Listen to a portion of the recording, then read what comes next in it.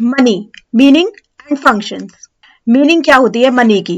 Money is that part of a persons wealth that can be readily used for purchasing goods and services.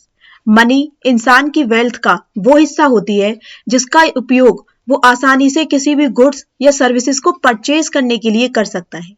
Money एक liquid asset होती है, मतलब एक ऐसी संपत्ति जिसका यूनिवर्सली यूज किया जा सकता है और जिसका यूज एक इंसान कभी भी गुड्स को परचेज या सर्विसेज को परचेज करने के लिए कर सकता है। अब अन्य शब्दों में कहा जा सकता है कि money is the most liquid financial asset used as a medium of exchange as well as a measure of value, store of wealth. इसका मतलब क्या है कि मनी एक लिक्विड फाइनेंशियल एसेट है, एक फाइनेंशियल एसेट है जिसका हम उपयोग करते हैं मीडियम ऑफ एक्सचेंज के लिए, मतलब एक चीज के बदले में दूसरी चीज देना, as well as a measure of value, जिसको हम किसी भी वस्तु को हम मीजर कर सकते हैं कि इसकी वैल्यू क्या होगी, और स्टोर ऑफ वेल्थ, वेल्थ को स्टोर करने के लिए भी इसका यूज किया जाता है। अब इसकी डेफिनेशन की बात करते हैं। Money can be anything that is generally accepted as a means of exchange and at the same time acts as a measure and as a store of value. Crowther ने डेफिनेशन दी है कि money कोई भी ऐसी चीज जिसको, money एक ऐसी चीज है जिसको जनरली एक्सेप्ट किया जाता है एक मीन ऑफ एक्सचेंज के रूप में, और उसी टाइम पर यह मीजर की जा सकती है। मनी के द्वारा आप किसी भी चीज की वैल्यू को मीजर कर सकते हो एंड इसकी वैल्यू को स्टोर भी किया जा सकता है। अब इसकी कैरेक्टरिस्टिक्स क्या क्या है? फर्स्ट इसकी कैरेक्टरिस्टिक है लिक्विड एसेट। मनी एक लिक्विड एसेट है।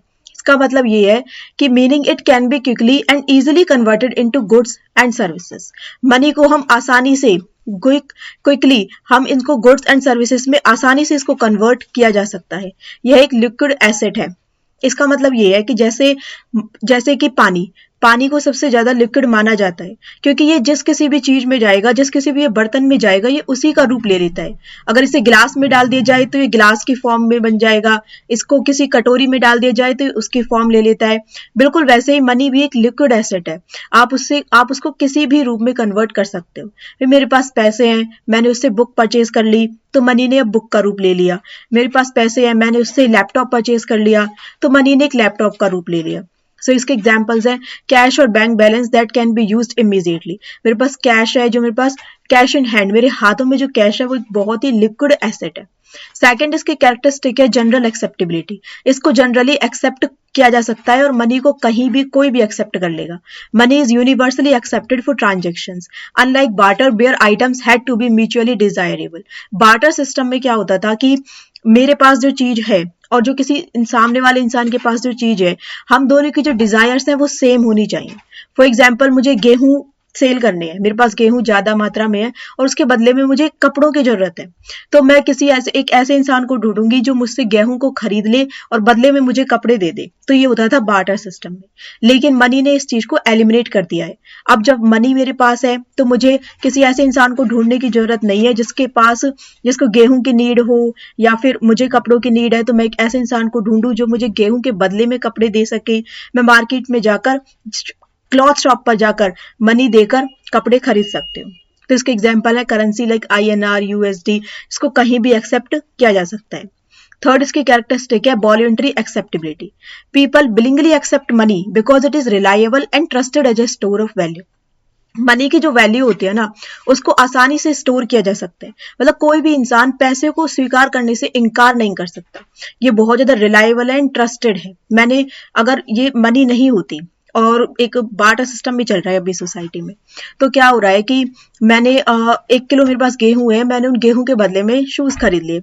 हो सकता है कि किसी सामने वाले इंसान को मेरे ऊपर भरोसा नहीं है कि ये गेहूं सही है नहीं है, ये गेहूं कोई खराब तो नहीं है, कहीं मतलब ये अच्छी क्वालिटी के हैं या फिर नहीं है। लेकिन मनी ने इस चीज को एलिमिनेट कर दिया है। अब मेरे पास मनी है, मैंने उसको मनी दिए, उसको पता है कि 100 रुपए का नोट है, उसके बदले में उसे कितनी मुझे चीजें देनी है।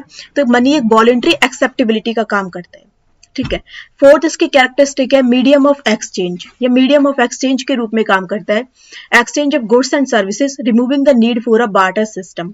ठीक है, जैसे कि मैंने आपको पहले बताया कि मीडियम ऑफ एक्सचेंज के रूप में कैसे काम करता है। मुझे किसी भी चीज की जरूरत है तो मैं वो पैसे देकर आसानी से खरीद सकती हूँ। तो यहाँ पर मुझे ऐसे इंसानों को, ऐसे लोगों को ढूंढने की जरूरत नहीं है जिनके पास वो चीज है जो मुझे चाहिए हूँ और मेरे पास जो चीज है वो उन्हें चाहिए हूँ। तो हमारी डिजायर्स को सेम होने की कोई जरूरत नहीं है। तो एक मीडियम ऑफ एक्सचेंज है, जैसे कि using cash to buy grocery और services. Next is functions of money. Money के फंक्शंस कौन कौन से हैं? सबसे पहले इसके primary functions. It refers to the basic functions of money. Money के जो बेसिक फंक्शंस है जो कि वर्ल्ड की ऑल इकोनॉमीज के लिए कॉमन है। सबसे पहला है medium of exchange. Money is a medium of exchange. Money एक ऐसा मीडियम है जो एक्सचेंज में बहुत काम आता है। Money acts as the medium of exchange enabling individuals to buy and sell goods and services without bartering. मतलब हमें यहाँ पर बार्टर की कोई जरूरत नहीं है। बार्टर सिस्टम मतलब मेरी भी डिजायर सेम होनी चाहिए, सामने वाले की भी डिजायर सेम होनी चाहिए। मेरे पास अगर गेहूं ज्यादा मात्रा में है और मुझे शूज की जरूरत है तो मुझे एक ऐसे इंसान को ढूंढना पड़ेगा जिसके पास शूज है और उसे गेहूं की जरूरत है। तो इन सब चीजों की कोई जरूरत नहीं है। ठीक है, तो इसकी explanation, money eliminates the need for a double coincidence of bonds making trader simple and more efficient. Double coincidence of bonds से इसका मतलब यही है कि हमारी जो बॉन्ड्स है, हमारी जो इच्छाएं हैं सामने वाले की और हमारी जो इच्छाएं हैं वो सेम होनी चाहिए। जैसे कि मुझे भी अभी गेहूं चाहिए, सामने वाले को चावल चाहिए। मेरे पास चावल ज्यादा मात्रा में है, सामने वाले पास गेहूं ज्यादा मात्रा में हो, तभी हमारी ट्रेड हो पाएगी, वरना नहीं हो पाएगी। तो मनी ने इस चीज को रिमूव कर दिया है। पेइंग कैश फॉर ग्रोसरीज और use I credit card for online shopping. मुझे ग्रोसरीज की जरूरत है तो मैं ग्रोसरी शॉप पर जाकर कैश देकर जो मुझे सामान चाहिए वो मैं परचेज कर सकती हूँ। सेकंड इसका फंक्शन है measure of value. Money provides a common measure of value, allowing all goods and services to be priced in a uniform way. Money किसी भी वस्तु की वैल्यू को मीजर करने के भी काम आता है। मतलब मनी के थ्रू हम किसी भी वस्तु या किसी भी सर्विसेज की वैल्यू को मीजर कर सकते हैं कि इस वस्तु की एक्चुअल वैल्यू क्या है। It helps people compare the value of different items, making it easier to make informed purchasing and investment decision. जिसके थ्रू लोग ये डिसीजन ले सकते हैं कि उन्हें किस वस्तु को परचेज करना है और उन्हें कितना इन्वेस्ट करना है। Example, knowing that a phone costs 10,000 rupees and a laptop 50,000 rupees gives a clear comparison. मतलब हमें पता है कि एक फोन की जो कॉस्ट है वो 10,000 रुपीज है, हम लैपटॉप को मेजर कर सकते हैं कि 50,000 रुपीज का है। लेकिन अगर मनी नहीं है, बार्टर सिस्टम ही चल रहा है, तो मुझे नहीं पता कि मुझे 1 पेयर ऑफ शूज के बदले में कितने एप्पल्स देने होंगे या कितने गेहूं देने होंगे। तो मनी ने इस चीज को भी एलिमिनेट कर दिया है। Next is secondary function, standard of deferred payment. Deferred payments are those payments which are made sometimes in the future, like the repayments of loans. Deferred payment वो पेमेंट होती है जिनकी जो एक्चुअल पेमेंट है वो मुझे फ्यूचर में करनी है, लेकिन ट्रांजेक्शन अभी हो गया है। फॉर एग्जाम्पल, मैंने किसी से लोन लिया, मैंने 10,000 रुपए का किसी से लोन लिया है, तो उस 10,000 रुपए की पेमेंट मुझे फ्यूचर में करनी है, तो ये एक डेफर्ड पेमेंट है। या फिर मैंने कोई फोन है, मैंने वो फोन परचेज किया, लेकिन उसकी जो एक्चुअल पेमेंट है 10,000 रुपीज, वो मुझे इंस्टॉलमेंट्स में पे करनी है। तो इसकी जो एक्चुअल पेमेंट है वो मैं 10th महीने के एंड में करूंगी, तो इनको बोला जाएगा deferred payments. So money is used as a standard of deferred payment, meaning it allows people to make and accept future payments. जो लोगों को अलाउ करता है कि वो फ्यूचर पेमेंट्स को एक्सेप्ट कर सकते हैं। लेकिन बार्टर सिस्टम में ये पॉसिबल नहीं था, क्योंकि मुझे नहीं पता कि मेरी गेहूं की फसल कैसी होगी जिसको मुझे फ्यूचर में पे करना है, या मेरी क्रॉप होगी भी या नहीं होगी जिसको मुझे फ्यूचर में पे करना है, उसकी क्वालिटी कैसी होगी।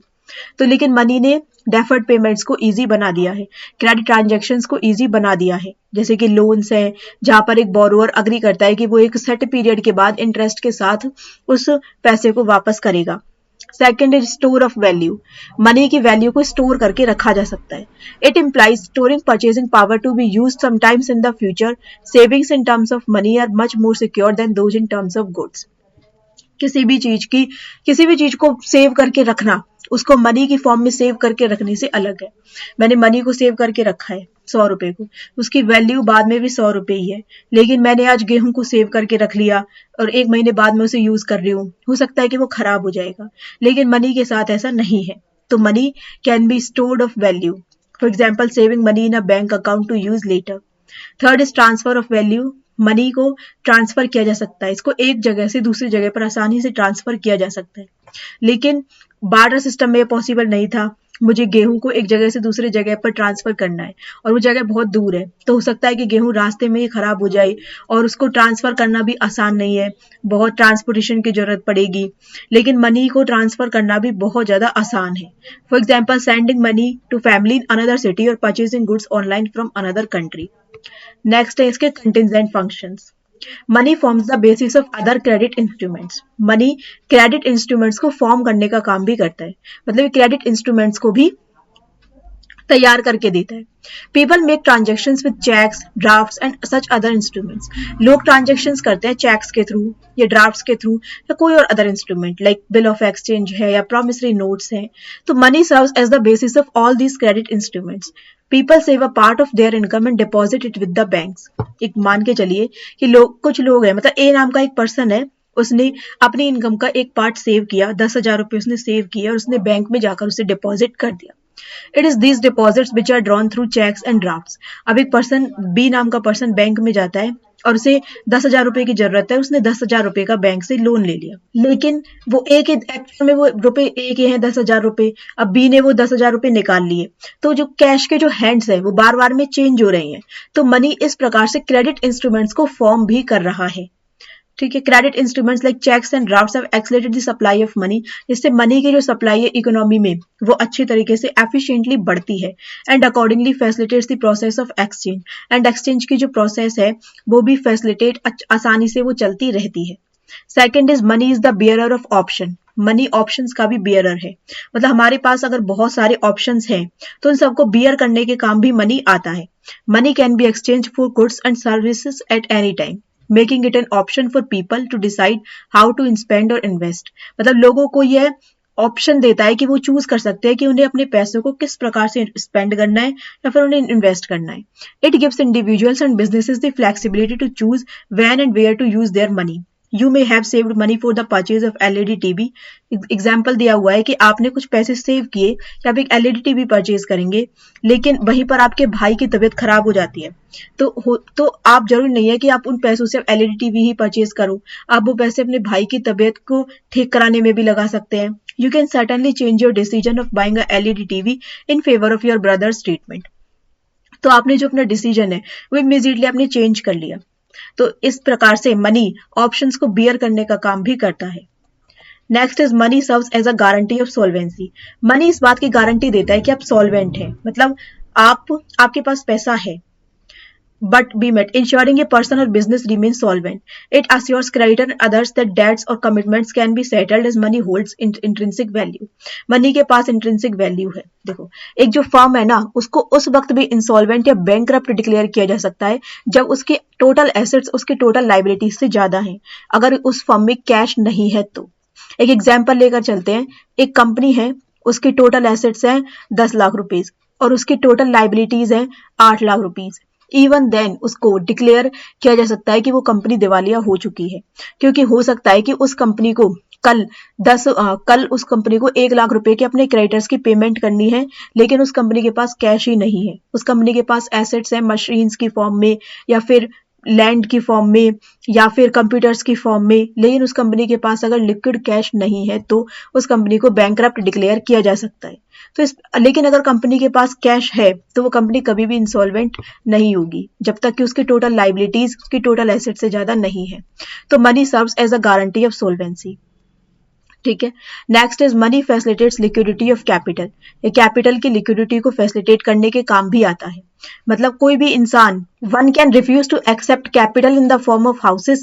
कोई भी इंसान रिफ्यूज कर देगा कि भाई वो कैपिटल की फॉर्म में हाउसेस को एक्सेप्ट नहीं करना चाहता, शॉप्स को एक्सेप्ट नहीं करना चाहता, लैंड को एक्सेप्ट नहीं करना चाहता, लेकिन मनी को कोई भी मना नहीं कर सकता है। It is because fixed assets can be converted into money that people are induced to generate wealth in the form of such assets. Certainly this fosters the process of capital formation, जिससे कि capital formation को भी बढ़ावा मिलता है। तो money facilitates liquidity of capital.